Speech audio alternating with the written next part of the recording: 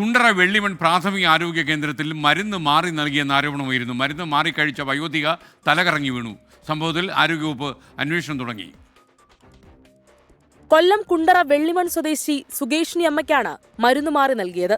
കഴിഞ്ഞ ദിവസമാണ് സുകേഷിനി അമ്മ ജീവിതശൈലി രോഗങ്ങൾക്കുള്ള മരുന്ന് വാങ്ങാനെത്തിയത്. ഈ സമയം ഫാർമസിസ്റ്റ് ഡ്യൂട്ടിയിലില്ലായിരുന്നു. മറ്റൊരു ജീവനക്കാരനാണ് സുകേഷിനി അമ്മയ്ക്ക് മരുന്ന് കൊടുത്തത്.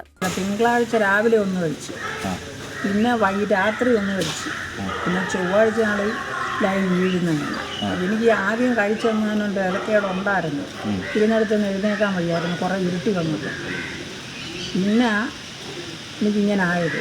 പിന്നെ ഞാനീ ഗുളികയുടെയാണെന്നുള്ള അറിഞ്ഞുകൂടാല്ലേ, അതുകൊണ്ട് പിറ്റേന്ന് വീണ്ടും ഒരെണ്ണൂടെ കഴിച്ചു. നമ്മൾ കഴിക്കുന്ന രീതിയിൽ മാനസികാസ്വാസ്ഥ്യം പ്രകടിപ്പിക്കുന്നവർക്ക് നൽകുന്ന താൽക്കാലിക മരുന്നാണ് സുകേഷിനി അമ്മയ്ക്ക് നൽകിയതെന്ന് ബന്ധുക്കൾ ആരോപിക്കുന്നു. 6 സ്ട്രിപ്പിലായിട്ട് 60 ഗുളികയാണ് ഇതിനകത്ത്. ഒരു കാരണവശാലും ഈ ഗുളിക 60 എണ്ണം ഒരു പേഷ്യൻ്റ് കഴിക്കാൻ പറ്റില്ല. ഇത് സഡേഷന് വേണ്ടിയിട്ട് കൊടുക്കുന്നതാണെന്നാണ് മെഡിക്കൽ രംഗത്തെ വിദഗ്ധർ പറയുന്നത്. മാനസിക പ്രശ്നമുള്ള ആൾക്കാർക്ക് കൊടുക്കുന്ന ഗുളികയാണ്, അതിവർക്ക് കൊടുക്കേണ്ട യാതൊരു കാര്യമില്ല. മരുന്ന് കഴിച്ചതോടെ സുകേഷിനി അമ്മ തലകറങ്ങി വീഴുകയായിരുന്നു. പ്രാഥമിക ആരോഗ്യ കേന്ദ്രത്തിലെ ലോക്കറിൽ മാത്രം സൂക്ഷിക്കുന്ന മരുന്ന് എങ്ങനെ സുകേഷിനി അമ്മയ്ക്ക് നൽകിയെന്നതിൽ അന്വേഷണം നടത്തുമെന്ന് മെഡിക്കൽ ഓഫീസർ വ്യക്തമാക്കി. സംഭവത്തിൽ ആരോഗ്യമന്ത്രിക്കും ജില്ലാ മെഡിക്കൽ ഓഫീസർക്കും പോലീസിനും BJP പ്രവർത്തകർ പരാതി നൽകി. 24 കൊല്ലം.